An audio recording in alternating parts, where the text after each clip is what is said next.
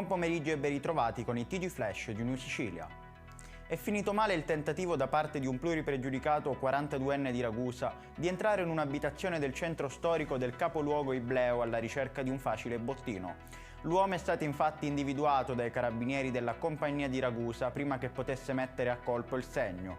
Visti i precedenti, anche specifici in materia di furto in abitazione, il soggetto è stato arrestato e condotto in caserma.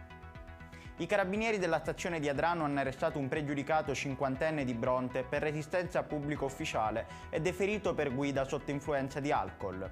Durante un incidente gli operanti hanno identificato il soggetto che in evidente stato di alterazione da assunzione di alcol aveva ostacolato le operazioni di soccorso del personale sanitario.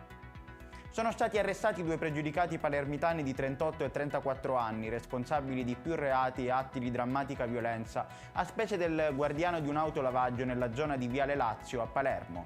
Addosso ad uno dei due è stato ritrovato l'intero incasso del lavaggio, che è stato riconsegliato al legittimo proprietario, così come la vettura è stata restituita all'intestatario ancora ignaro del furto. I carabinieri di Lentini hanno arrestato un 24enne del luogo in quanto colpevole di reati inerenti agli stupefacenti commessi ad Augusta e Catania fino al mese di gennaio 2021. L'uomo, condannato al carcere alla multa di 15.000 euro, è stato rintracciato dai militari nel centro siracusano e associato nel carcere di Augusta, dove sconterà la condanna. Ed è tutto per questa edizione, il prossimo appuntamento sarà alle ore 18.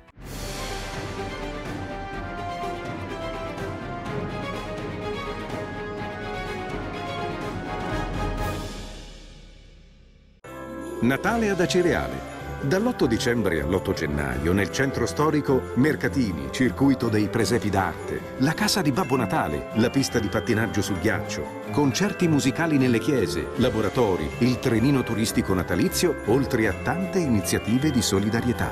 Il 24 dicembre alle ore 20 Uzzukku, tradizionale accensione. L'amministrazione comunale augura buone feste.